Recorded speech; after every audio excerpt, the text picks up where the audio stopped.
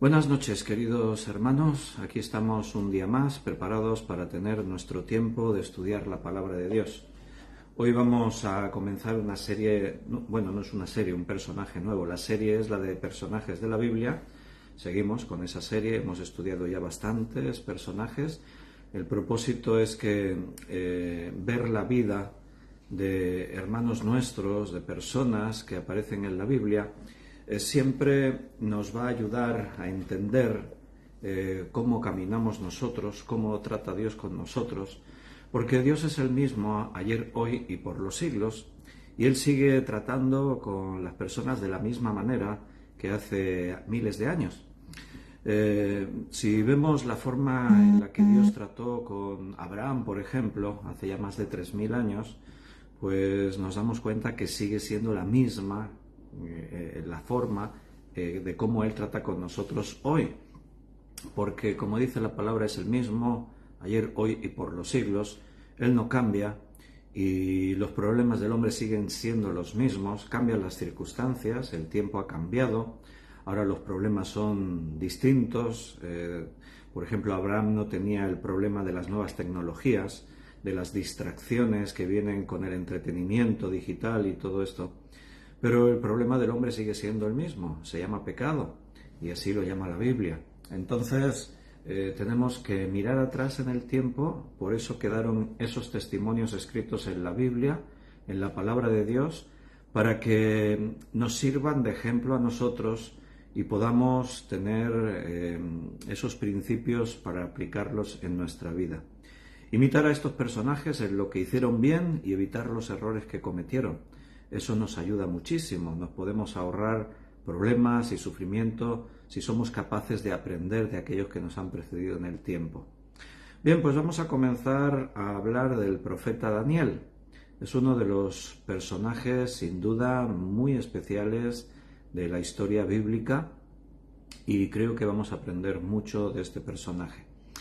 Y como sabéis, estamos estudiando los domingos y los lunes Apocalipsis, pues sin duda que va a ser un muy buen complemento venir a estudiar al profeta Daniel, porque aunque al estudiar su vida no tanto hacemos un análisis del libro de Daniel y no nos metemos tanto en las profecías y todo eso, pero sin duda que vamos a ver cosas que tienen que ver con los últimos tiempos, porque Daniel profetizó en un tiempo muy difícil, muy especial, y lo hizo pues teniendo que ver mucho con lo que aún tiene que ocurrir en la historia. Vamos a hacer una oración, es lo primero, le vamos a pedir al Señor que Él nos guíe y nos ponemos con este tiempo de estudiar la palabra de Dios. Señor, venimos ante tu presencia un día más necesitando que tú nos hables. Esta necesidad es diaria, cada día. A veces hay personas que tienen la necesidad y no se dan cuenta, buscan llenar esa necesidad con otras cosas que el mundo les ofrece y se meten en un bucle en el que nunca quedan satisfechos, pero siguen buscando y siguen probando.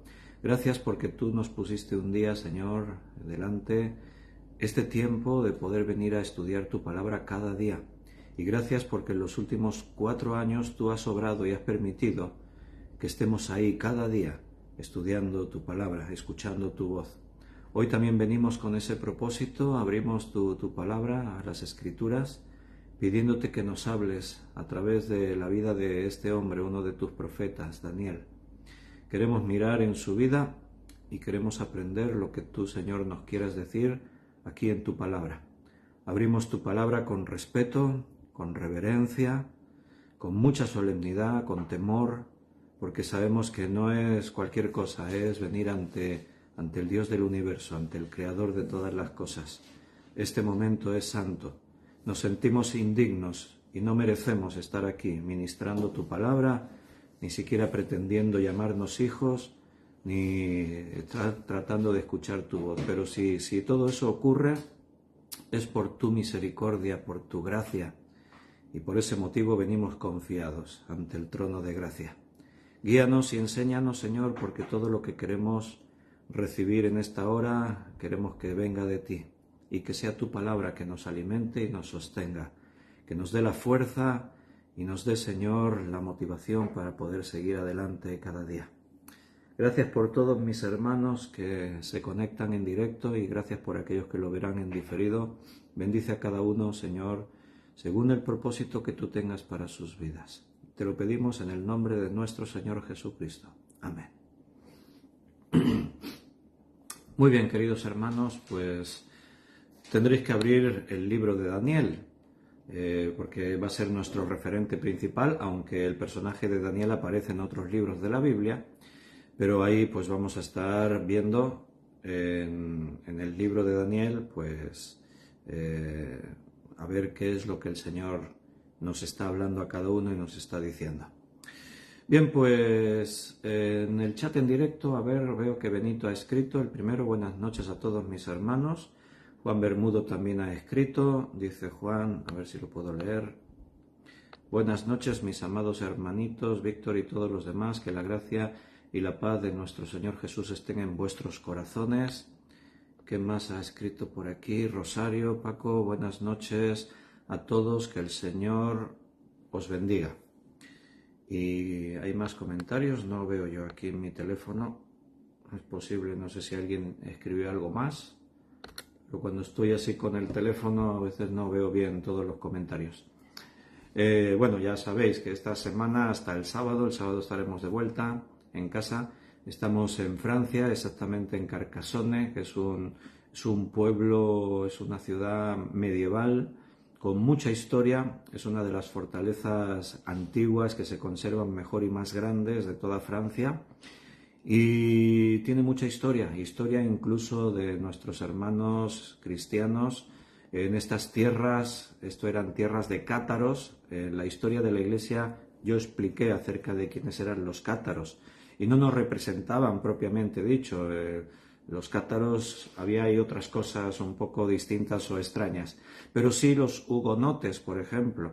Esta es tierra también de hugonotes, de creyentes que fueron torturados, perseguidos por la Inquisición solo por el hecho de ser cristianos. Y bueno, pues aquí estamos, descansando unos días, tratando de reponer fuerzas y juntos con la familia, y bueno, ahí vamos a estar pues en contacto con la naturaleza y viendo todo este ambiente histórico. Bien, vamos aquí al libro de Daniel. Ana Rita ha escrito un mensaje: que Dios os bendiga siempre a todos, dice Ana Rita. Bien, dejo los mensajes y nos vamos a hablar de Daniel.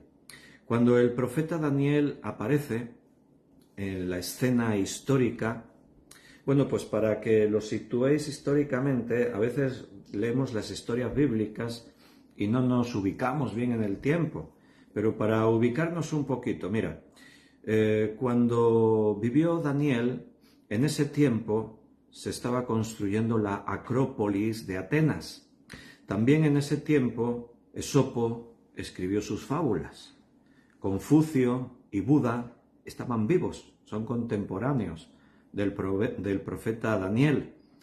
Y también podríamos decir que en esa época todo el mundo griego, especialmente el arte griego, estaba creciendo y sobresaliendo de una manera bastante notable. También justo en esa época del profeta Daniel, los griegos introducen el olivo en Italia. No había olivos en Italia. Y en esa época los griegos introdujeron los olivos en Italia. Y los fenicios realizaron el primer viaje marítimo conocido, que conozcamos, alrededor de todo el continente africano. Así que fíjate, y podríamos mencionar muchas otras cosas que estaban ocurriendo justo cuando el profeta Daniel vivió. A semejanza de muchos de sus hermanos, de los otros profetas, Daniel es instruido de una forma especial, y su instrucción y su vida se caracteriza porque él desde muy jovencito, como vamos a ir viendo en el propio libro de Daniel, capítulo 1, desde muy jovencito él va a ser llevado cautivo a Babilonia. Y es ahí en Babilonia, él desde su juventud ya ha tenido instrucción en las cosas de Dios. Como todo hombre judío, desde muy jovencito, con 12 años, un judío ya se le consideraba un hombre y ya iba a la sinagoga o al templo, ya participaba, ya empezaba a poder disentir de las escrituras y según qué familia, pues también venía con un contexto ya en el que se le había enseñado de la palabra de Dios. Daniel tenía un fondo, tenía un contexto de buen conocimiento de Dios. La fe de un hombre como Daniel no aparece así de un día para otro, sino que, como dice la palabra, instruye al niño en sus caminos y aun cuando fuere grande no se apartará de ellos. Entonces, sin duda que detrás de Daniel hay toda una historia de una familia que era creyente, que era fiel a Dios, y Daniel hereda todo eso. Pero las circunstancias de la vida de Daniel cambian de una forma inesperada. Él es llevado a Babilonia y es en Babilonia donde a él se le instruye aún en otras muchas cosas. La instrucción que él recibe lo posiciona en un alto cargo dentro de lo que va a ser el imperio babilónico. Así que él es llamado a servir como ministro de reyes y emperadores, porque vamos a comenzar con Nabucodonosor, pero la vida de Daniel está rodeada por otros emperadores. Vamos a ver a Ciro, vamos a ver a Darío, va a haber diferentes emperadores en el tiempo en el que Daniel vivió. Todo empieza con Nabucodonosor, en la época en la que Nabucodonosor llevó los primeros judíos a Babilonia. Esto era aproximadamente el año 605 a.C. Y a Daniel se le seleccionó entre esos jóvenes que fueron deportados para que sirviesen en la corte del rey, en la corte del emperador. Y rápidamente la gente que rodea a Daniel se van a dar cuenta de que hay algo especial en Daniel. Sin duda que el Señor lo va a bendecir, lo bendijo mucho. Y la sensibilidad de Daniel, su capacidad para servir en humildad, en rectitud, tener esa sensibilidad hacia las cosas del Espíritu, hizo que Dios le favoreciese de una forma muy especial. A veces uno se podría preguntar, no sé si tú te lo has preguntado a veces, ¿qué tenía de diferente Abraham, Moisés, David, Pablo, Daniel? ¿Qué tenían de diferente estos hombres, estos personajes, en relación a otros o a nosotros mismos?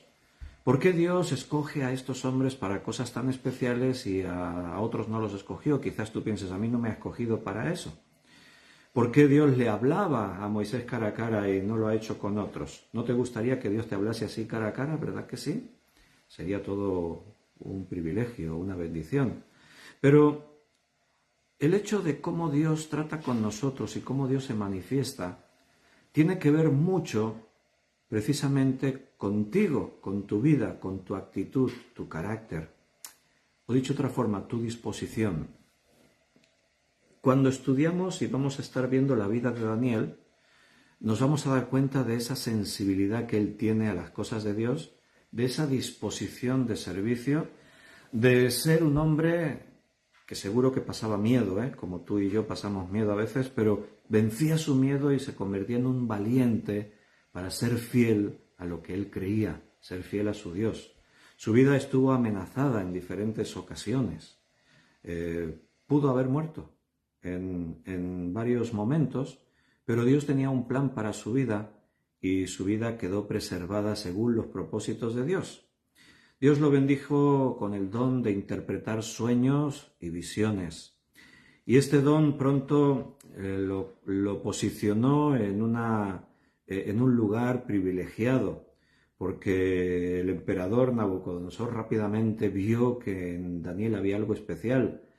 Todos los adivinos y todos los magos de Babilonia no supieron interpretar ese primer sueño que tuvo Nabucodonosor, y en cambio Daniel supo revelar el sueño e interpretarlo de una forma asombrosa.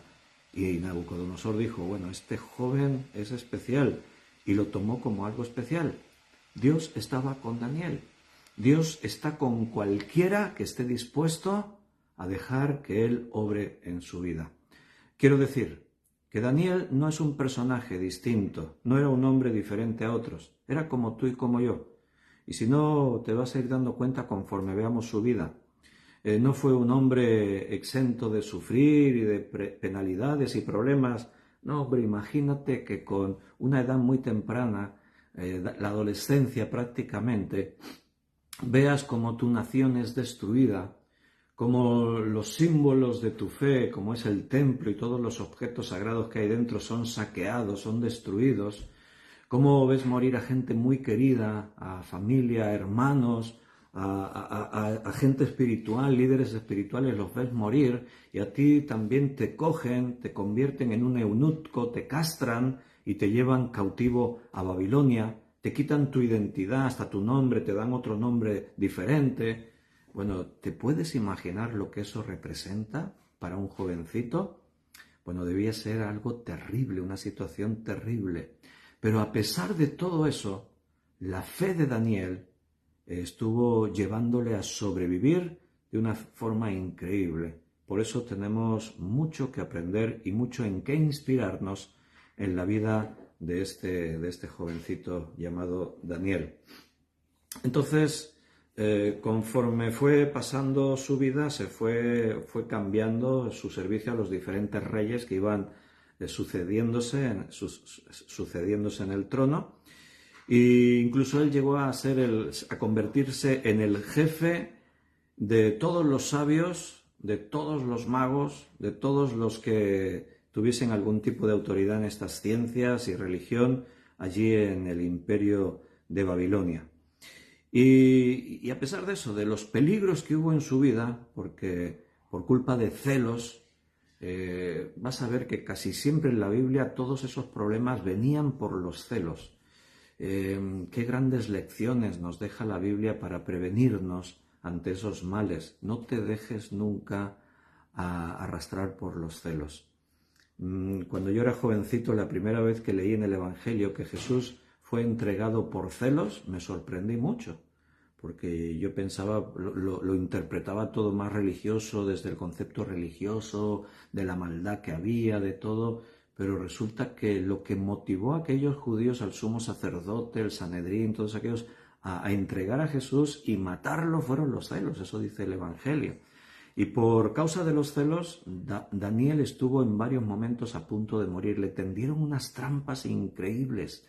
Los celos consiguen eso, manipular a otras personas, involucrar a otros.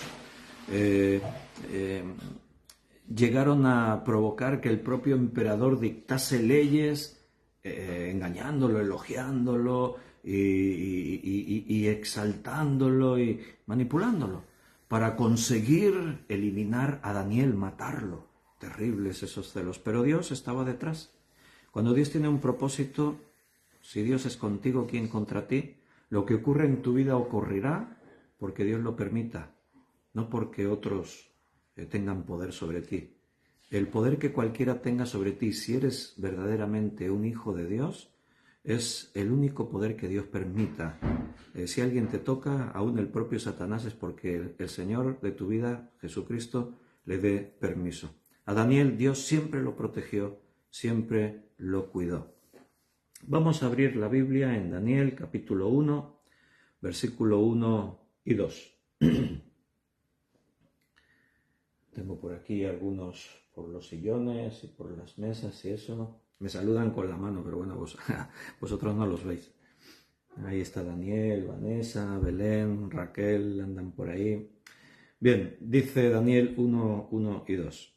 En el año tercero del reinado de Joacim, rey de Judá, vino Nabucodonosor, rey de Babilonia, a Jerusalén y la sitió. Y el Señor entregó en sus manos a Joacim, rey de Judá, y parte de los utensilios de la casa de Dios, y los trajo a la tierra de Sinar, a la casa de su Dios, y colocó los utensilios en la casa del tesoro de su Dios.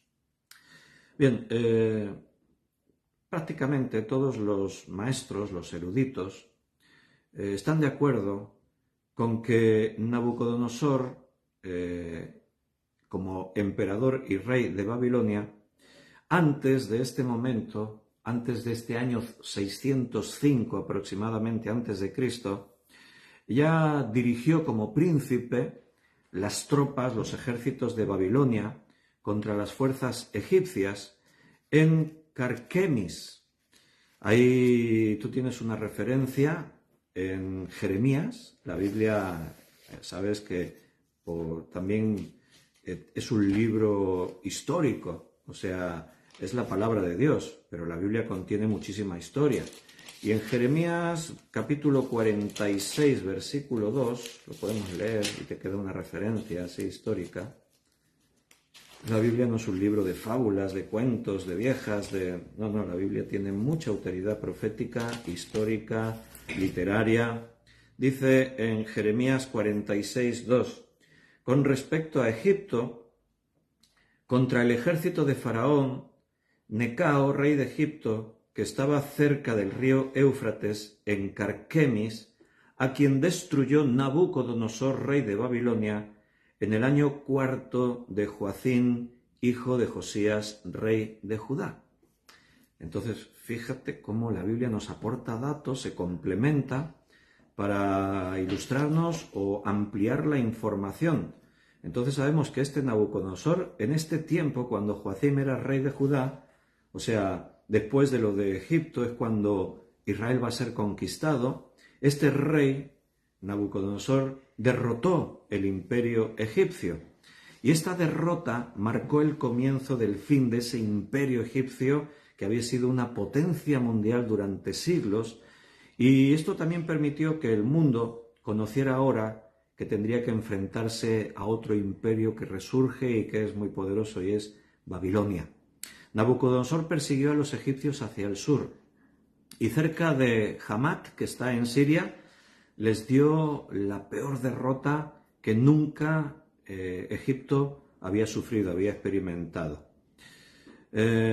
Hay muchos historiadores que se basan en todos estos documentos que tenemos, arqueología, etcétera, etcétera, etcétera, documentos antiguos que aseguran de esta manera que Siria y Palestina, para el imperio babilónico, no fue más que un simple trámite. O sea, ya Palestina y Siria se encontraban, por así decirlo, en el camino de la expansión del imperio babilónico, y así fue como ocurrió. Ahí dice en Daniel 1.1 que en esta guerra, en este asedio, se sitió la ciudad de Jerusalén. Era el tercer año, llevaba 3 años reinando Joacim. Y Judá quedó como nación vasalla de Babilonia durante los 3 años siguientes. Estas naciones, absorbidas por los imperios, se convertían en esclavos del imperio, en este caso de Babilonia. Todo esto, si queréis, yo os voy dando algún dato. No nos vamos a entretener demasiado porque el objetivo es ir a ver el personaje Daniel, pero hoy, a modo de introducción, para que nos situemos bien en ese contexto histórico, te estoy dando algunos datos y algunos versículos. Por ejemplo, en el segundo libro de Reyes, capítulo 24.1, segundo libro de Reyes, 24.1, lo leo, dice: en su tiempo subió en campaña Nabucodonosor, rey de Babilonia. Joacim vino a ser su siervo por 3 años, pero luego volvió y se rebeló contra él. Bien, la conquista de Israel tuvo diferentes secuencias. La conquista del reino en ese momento de Judá, más exactamente. Israel, ya sabéis que el reino del norte, Israel ya había sido conquistado previamente por Siria y ahora le está tocando a Judá. Entonces, en esa ocasión, Joacim se convirtió en siervo de Nabucodonosor durante 3 años. Después se sublevó, se rebeló, quisieron recuperar su identidad, pero Jehová dice, versículo 2, envió contra Joacim tropas de caldeos, tropas de sirios, tropas de moabitas y tropas de amonitas, los cuales envió contra Judá para que la destruyesen conforme a la palabra de Jehová que había hablado por sus siervos los profetas. Y alguno dirá, ¿y por qué Dios envió contra Judá tropas de sus enemigos? Bueno, muchas veces hemos hablado de eso. No era la voluntad de Dios que eso ocurriese. Dios llamó primero a Israel durante muchos años y envió profetas para advertir a la nación, y Israel no quiso escuchar las advertencias. Cuando tú adviertes a alguien una vez, 2, 3, 100 veces, muchas veces, finalmente va a sufrir las consecuencias de lo que tú adviertes. Esa palabra, Dios envió a sus enemigos, se tiene que entender dentro de este contexto. No es que de pronto Dios, en esta primera ocasión que estamos viendo con Daniel, no es que Dios le dice a Nabucodonosor, ves contra Judá. No, Nabucodonosor toma su decisión. Como hemos dicho, él primero derrota a Egipto y ahora está su imperio en expansión. Y va a vencer a Siria, y va a vencer a Palestina, y va a vencer a Judá y todo esto, ¿no? Entonces, lo que entendemos ahí es que Judá, como pueblo de Dios, está protegido por Dios, pero tienen un pacto con Dios. Y en un pacto ellos tienen la obligación de cumplir su parte. ¿Cuál es su parte? Servir a Dios, obedecer a Dios, dejar que Dios los proteja. Dios no te va a proteger a la fuerza. Dios no te va a bendecir a la fuerza. Dios no te va a dar la salvación a la fuerza. Tú tienes que aceptar lo que Dios te ofrece. Dios te ha hecho libre. Él te ha dicho que vives en pecado, que estás separado de Él y por lo tanto muerto, pero Él te ha dicho, tengo una buena noticia, el Evangelio significa eso. Jesús murió por ti en la cruz para que puedas tener vida eterna. Y Él te lo ofrece. Si tú lo rechazas, sufrirás las consecuencias. Pero no es que Dios quiera eso. Dice la Biblia que Dios no quiere que nadie se pierda, sino que todos procedan a la salvación, al arrepentimiento. Pero Dios, por un principio de amor, nos ha hecho libres. Dios no quiere hijos a la fuerza. Dios no quiere amor a la fuerza. El principio del amor es la libertad. Entonces Dios quiere que todo aquel que se acerque a Él, que todo aquel que viene a recibir sus bendiciones, venga voluntariamente, nunca obligado, nunca a la fuerza. Entonces, el decir que Él envía a los enemigos contra Judá, es decir, Dios quita su protección. Ya les advirtió, y se lo dijo no una vez, sino muchísimas veces, y Judá finalmente le ha dado la espalda a Dios, se ha hecho sus propios ídolos falsos, se ha rebelado contra Dios, así que Dios respeta la decisión de este pueblo, y entonces Dios se aparta, y al apartarse Dios, los enemigos de Judá vienen y lo destruyen. En esa ocasión, muchos de los más especiales utensilios del templo fueron llevados como botín de guerra a Babilonia, a los tesoros del rey, del emperador. Esto también lo podríamos leer en el segundo libro de Crónicas, capítulo 36, versículo 7. Segundo libro de Crónicas 36, 7. También llevó Nabucodonosor a Babilonia de los utensilios de la casa de Jehová y los puso en su templo en Babilonia. Bueno, y dentro de todo lo que está ocurriendo está esta selección. O sea, en la guerra murieron muchos, se asesinaron a muchos judíos y otros fueron seleccionados. Hubo una selección de miembros de una serie de familias destacadas de Judá, y en esta selección se incluyó a Daniel. Daniel fue uno de los escogidos dentro de esta selección. También, como complemento a lo que dice ahí en el libro de Daniel y que hemos leído, también tiene segundo libro de Reyes, capítulo 20, versículo 14 al 18. Dice: entonces el profeta Isaías vino al rey Ezequías y le dijo: ¿qué dijeron aquellos varones y de dónde vinieron a ti? Y Ezequías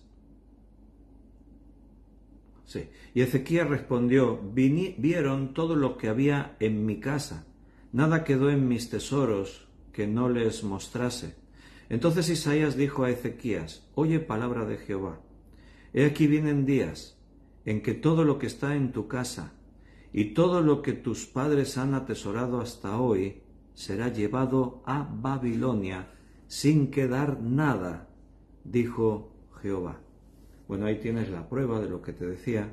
Dios envió a sus profetas para advertir a Judá. Uno de ellos fue Isaías, el profeta, que advirtió, y ahí está hablándole al rey Ezequías. Pero, como suele pasar, Dios nos advierte de cosas y a veces no escuchamos esas advertencias y después sufrimos las consecuencias. Y aún nos atrevemos, cuando sufrimos las advertencias, a quejarnos contra Dios o preguntar como si no supiésemos. Y le decimos a Dios: ¿por qué, Señor, me pasa esto a mí? ¿Por qué ocurren todas estas cosas? En el capítulo 6 de Daniel, versículo 13, dice: entonces respondieron y dijeron delante del rey: Daniel, que es de los hijos de los cautivos de Judá, no te respeta a ti, oh rey, ni acata el edicto que confirmaste, sino que 3 veces al día hace su petición. Bueno, ahí dice en esta referencia que él era un cautivo de los hijos de Judá.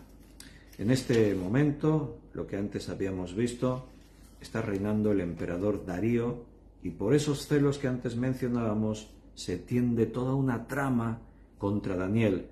Se convence a Darío para que haga un edicto, que no se pueda adorar a ningún dios durante unos días, sino solamente a Darío y a su imagen que van a construir. O sea, le tendieron una trampa a Darío porque Darío apreciaba muchísimo a Daniel y no habría hecho algo que le pudiese dañar. Pero los que tenían celos contra Daniel artimaron toda esta trama de una forma tan sofisticada para engañar al rey, preparar todo, porque ellos sabían que Daniel era fiel a Dios y que no iba a obedecer un mandato como este. Bueno, iremos hablando de algunas de esas cosas conforme avancemos en la vida de este hombre. En algún momento de esta campaña contra Judá, Nabucodonosor se entera de la muerte de su padre y dentro de ese año él vuelve a Babilonia para coronarse rey. O sea, tenemos reuniendo todos esos datos, los que la Biblia nos da, los que tenemos fuera de la Biblia, extrabíblicamente, reuniendo todos los datos, sabemos lo que os estoy contando. En la campaña de Egipto, en la campaña contra Joacim de Judá, en Babilonia el emperador no es Nabucodonosor todavía, es su padre. Pero durante estas campañas militares su padre muere. En algún momento Nabucodonosor se entera de esto y se va a Babilonia para ser coronado rey. Ya en la Biblia hay algunos datos y fuera de la Biblia otros. Jeremías 25:1. Jeremías 25:1. Palabra que vino a Jeremías acerca de todo el pueblo de Judá en el año 4 de Joacim, hijo de Josías, rey de Judá, el cual era el año 1 de Nabucodonosor, rey de Babilonia. Ahí tienes el dato. Nabucodonosor ya ha luchado contra los egipcios, ya ha luchado contra Joacim, pero ahora se menciona que en este momento, en el 4.º año de Joacim, antes leímos en el 3.er año vino Nabucodonosor contra Joacim, o sea, Joacim se rebeló contra él y tal, pero ahora ya en el 4.º año ya se menciona a Nabucodonosor como rey de Babilonia. Ahí ya cambió la posición de Nabucodonosor. Su padre ya falleció. Después de esto, aún sitió 2 veces más Jerusalén, llevando más cautivos en cada ocasión que ocurría esto, y finalmente destruyó por completo la ciudad. Esto ocurrió en el año 587 a.C. Por todas estas evidencias, creemos que a Daniel y los otros personajes que conocemos también por sus nombres, estos tres personajes y Daniel son llevados durante este cautiverio, durante este momento. Lo tenemos ahí en Daniel, capítulo 1, versículo 6. Entre ellos estaban Daniel, Ananías, Misael y Azarías, de los hijos de Judá. Daniel vivía en Jerusalén cuando Leí vivía allí, pero no hay indicios de que se conocieran. O sea, os voy dando así algunos detalles. Sigo ahí, en Daniel capítulo 1, ahí se nos dice esto, que el rey de Babilonia, Nabucodonosor, ahí es rey de Babilonia ya. Por eso estos detalles de cuándo fue llevado cautivo Daniel y sus compañeros a Babilonia, en el primer sitio, en el segundo, en el tercero, por eso sabemos, porque al principio no se habla de Nabucodonosor como rey, después más adelante sí, porque él es coronado en Babilonia como rey a la muerte de su padre. Entonces, por todos estos datos podemos ubicarnos más exactamente en el tiempo.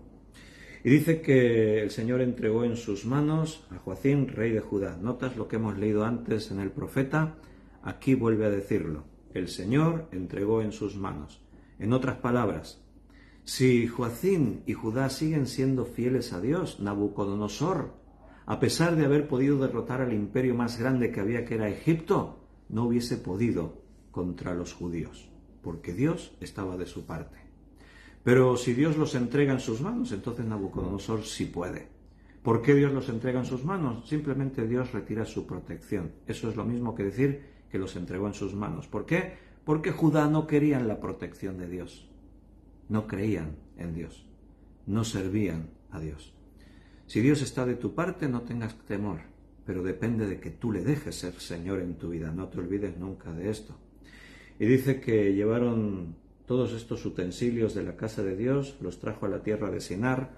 La tierra de Sinar en la Biblia conocemos que era la llanura del territorio del delta que había entre el río Tigris y el Éufrates, donde estos ríos se unían en el Golfo Pérsico. Y era el antiguo territorio de Caldea o Babilonia, como aquí estamos viendo. Ahí dice en este versículo 3, y dijo el rey a Aspenaz, jefe de los eunucos, que trajese de los hijos de Israel del linaje real de los príncipes.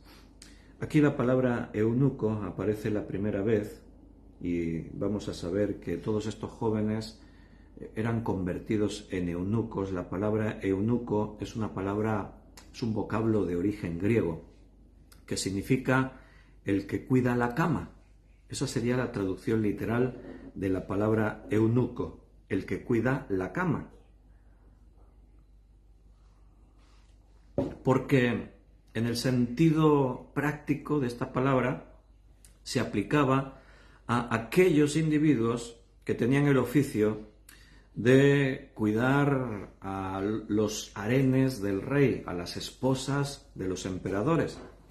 El rey, para garantizarse de que no hubiese ningún problema, simplemente castraba a esos hombres, los convertía en eunucos. De ahí el nombre de esa palabra, de ese vocablo griego, que significaría literalmente el que cuida la cama. Claro, todo rey, emperador celoso y corrupto quería que este cargo de quien cuida a sus esposas estuviese en manos de individuos que estuviesen bajo esta condición, eunucos, castrados. Pero vemos que algunos de estos hombres se convirtieron en consejeros, en confidentes de sus amos. Entonces, el vocablo, el significado de este nombre fue cambiando con el tiempo. Y ahora se utilizaba para hablar de personas que tenían un cargo en diferentes áreas. Ya no eran solamente los que cuidaban las esposas de un rey o un emperador, sino que se podían emplear en otros trabajos. El propósito de Nabucodonosor, al traer todos estos jóvenes y convertirlos en eunucos, quizás no está pensando precisamente en ponerlos a cuidar sus esposas, sino el hecho de convertirlos en eunucos era para que no se distrajesen con el tema de las mujeres y todo esto, y simplemente se pudiesen concentrar en los asuntos que se les iban a encargar para hacer prosperar el reino, para que el imperio de Babilonia continuase creciendo y haciéndose más grande. Así que aquí en el contexto de la vida de Daniel, esta palabra eunuco se refiere a oficiales que trabajan en el palacio, fueran realmente eunucos para el rey o no. Algunos maestros han llegado a decir incluso de que quizás no los castraron, porque esa palabra eunuco había adquirido ya ese significado de llamarle eunuco a alguien que servía al rey en algunas posiciones. No lo sabemos a ciencia cierta, aunque repito, la mayoría de los maestros coinciden en decir que sí, que habían sido castrados por esos motivos que antes te he mencionado. Vamos a ver a Daniel en una actitud fiel a Dios desde el primer momento. ¿Y por qué resalto esto y digo esto?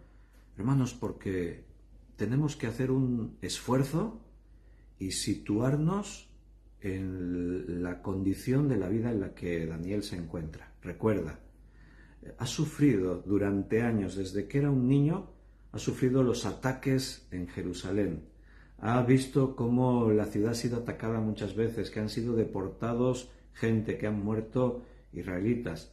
Y ahora, en este momento, cuando él va a ser llevado cautivo, en este último asedio, él ve cómo la ciudad queda destruida. Él ve cómo el templo se destruye, se saquea el templo, el lugar santo. Y él ve seguramente incluso a familiares, amigos ser asesinados. Y él es llevado cautivo, él es convertido en eunuco.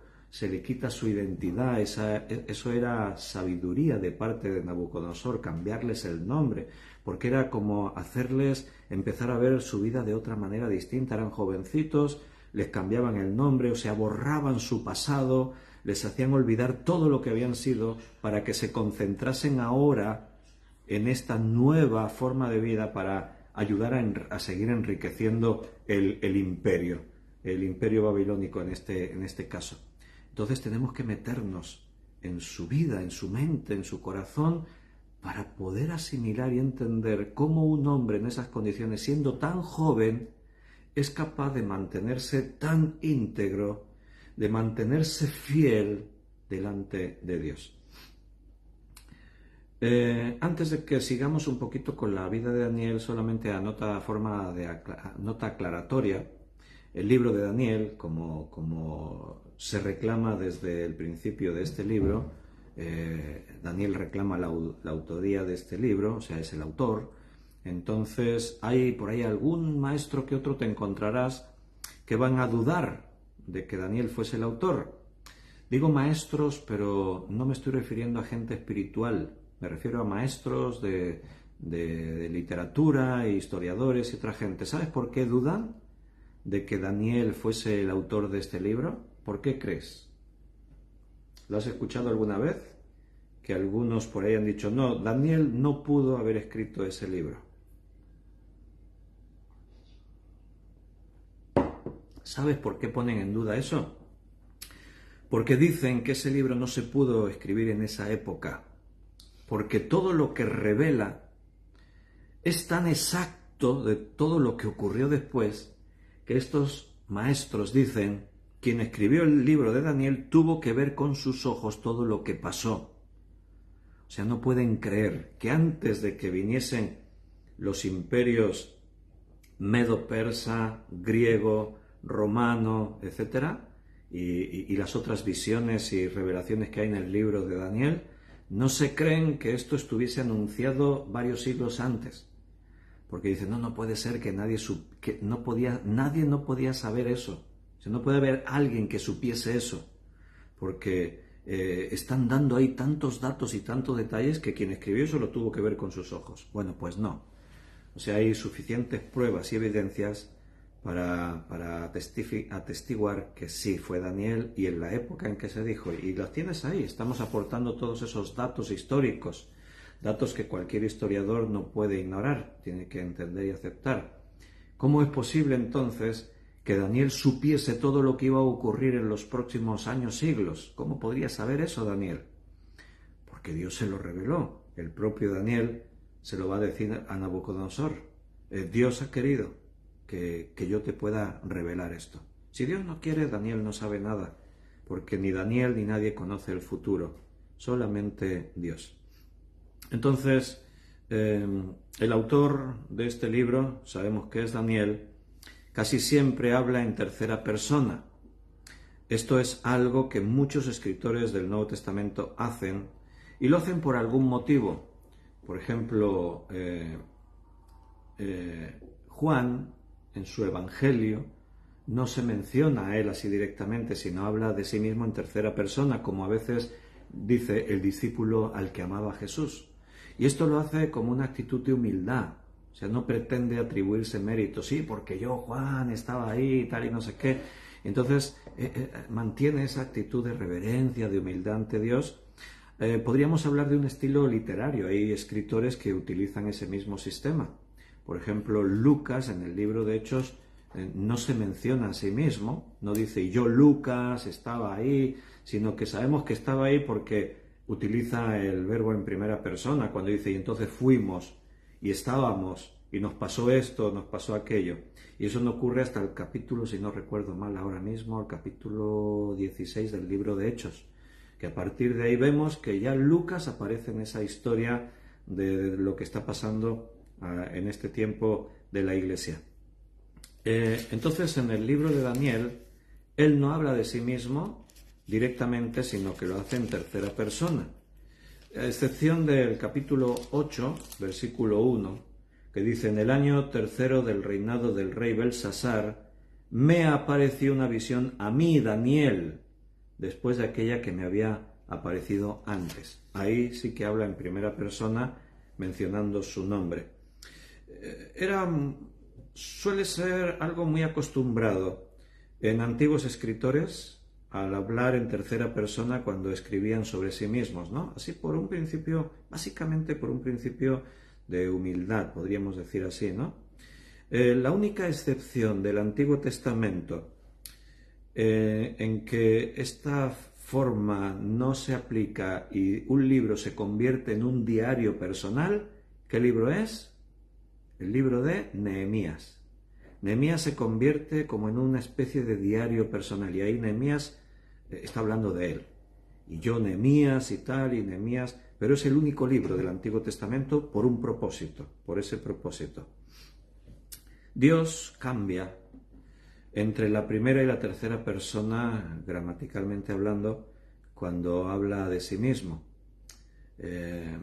Si tú te fijas en la Biblia, vas a ver este formato aplicado a Dios mismo, como te estoy ahora poniendo de ejemplo.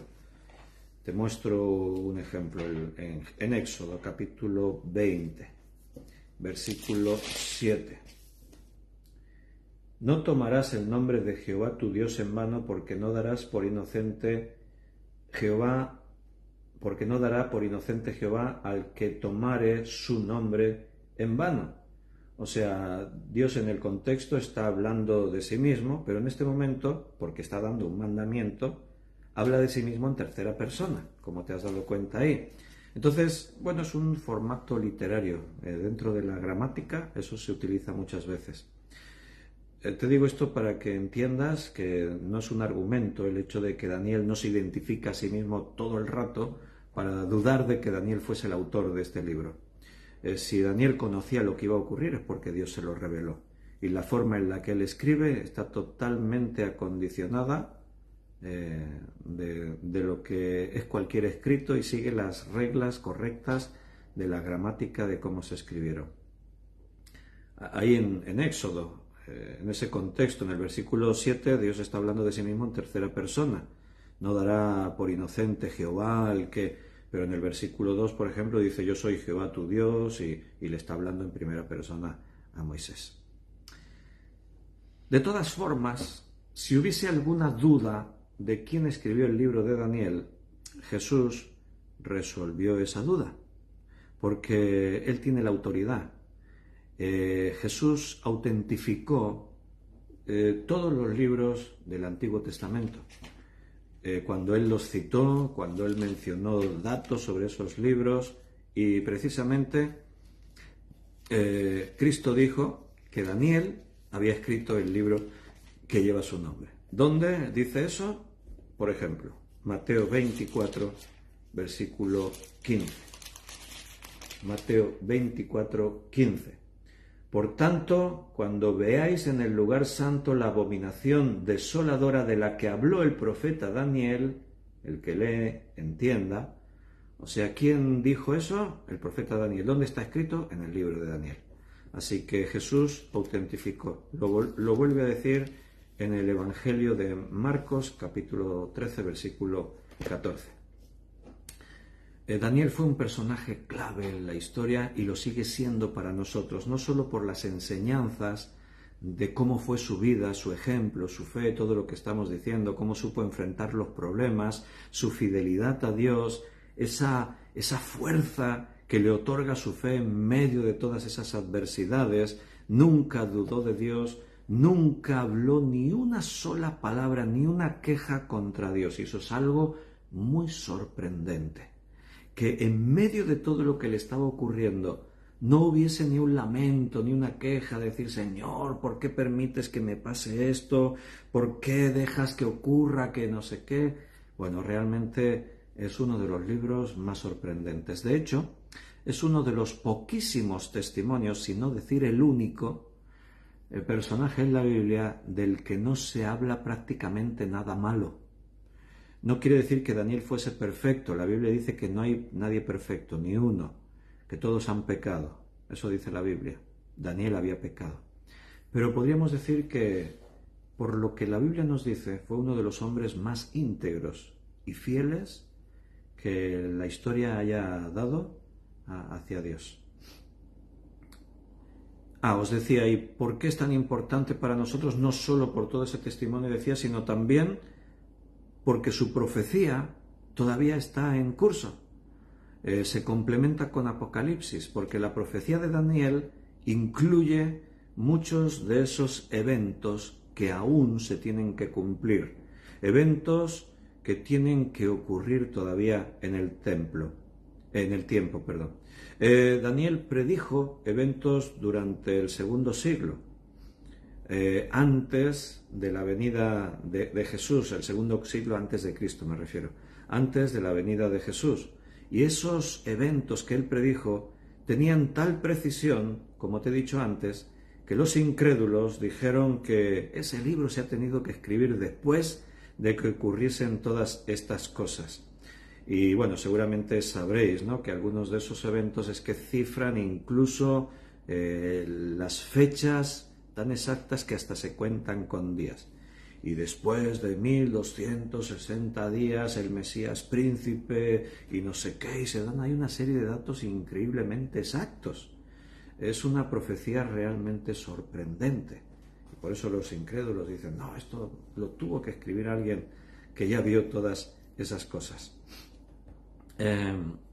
La primera de estas sugerencias es porque en ese tiempo de cuando los macabeos escriben, es un tiempo que entre el Antiguo y el Nuevo Testamento es el tiempo en el que supuestamente el propósito de escribir Daniel en ese tiempo fue para inspirar al pueblo de Dios hacia la victoria de las guerras macabeas.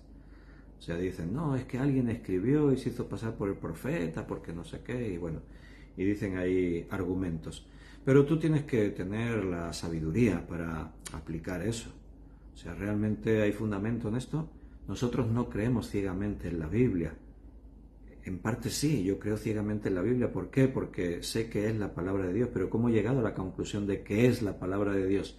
O sea, Dios no te pide una fe ciega. Una vez que tú sabes que Dios es real y que su palabra es real, ahora sí tienes que creerte todo y que nada te haga dudar en eso. Pero Dios no nos ha pedido que lleguemos a esa fe así ciega. No. Él nos ha dado argumentos, Él nos ha demostrado, hay demostraciones de poder, y la Biblia es un libro con toda la autoridad en todos los ámbitos, en el literario, en el histórico, en todas las informaciones que ahí aparecen, en el tema científico, etcétera, etcétera, etcétera. Te voy a enumerar resumiendo, porque a veces hablo y no quiero que os perdáis, sobre todo los que tenéis por costumbre tomar notas. Argumentos para saber que Daniel vive en esa época y escribe este libro en esa época. 5 eventos históricos destacados que nos dejan un dato muy claro: la fecha de la invasión de Nabucodonosor a Judá, cuando se utiliza ahí la palabra caldeos para describir a esos adivinos. Esa es una expresión que existe en ese tiempo, no después. Cuando se nos habla de la locura de Nabucodonosor, eso está documentado, hay textos antiguos que hablan de todo eso. El rey Belsasar y su relación con Nabucodonosor, que aquí estamos leyendo, mencionando, todo eso está documentado con otros escritos fuera de la Biblia. Y también la figura de Darío, ahora el emperador medo, de los medos persas, que va a sustituir más adelante a Nabucodonosor, a estos emperadores. Todo eso está muy documentado en la historia. Entonces también podríamos hablar del argumento lingüístico que se usa contra el libro de Daniel, es decir, que ciertas palabras griegas fueron utilizadas en Daniel, las cuales son palabras que no formaban parte del vocablo hebreo, sino hasta el siglo II antes de Cristo. Pero todo eso tiene una explicación muy simple. Siempre vas a ver los incrédulos que buscan y rebuscan tratando de desprestigiar la Biblia de alguna forma. Pero para nosotros hasta el día de hoy es una grandísima noticia saber que no han podido. Que si solamente pueden utilizar estos argumentos vagos, que no tienen solidez y que son muy fácilmente debatidos y refutados, estamos muy tranquilos sabiendo que la palabra de Dios es única, es auténtica y tiene todo el respaldo. Bueno, hemos hablado de Joacim, rey de Judá, hemos hablado hasta de Faraón de Egipto, por ahí se menciona en diferentes textos, hemos hablado de Nabucodonosor, hemos hablado de otros personajes, así que ya tenemos toda la escena más o menos de lo que rodea el comienzo de la vida de este hombre, de este profeta de Dios, Daniel. Así que si Dios quiere, los próximos días, mañana vamos a tener el segundo estudio de Daniel, así que nos vamos a volver a este tema. Mañana ya será jueves, si Dios quiere, 9 de la noche, volveremos a abrir la Biblia y vamos a seguir aprendiendo acerca de este hombre. Seguro que Dios te ha hablado hoy y seguro que Dios tiene cosas para decirte mañana, así que espero que nos podamos volver a ver. Dios nos permite, aunque estemos así como de vacaciones, a la hora, cuando toca, Él nos da la ocasión y provoca en nosotros la voluntad para que lo hagamos. Así que ahí vamos a seguir si Dios quiere. Un abrazo, mis queridos hermanos. Me despido de vosotros, se nos ha hecho ya la hora y si Dios quiere mañana seguimos un poquito más. ¿Os parece? Un abrazo, hasta mañana.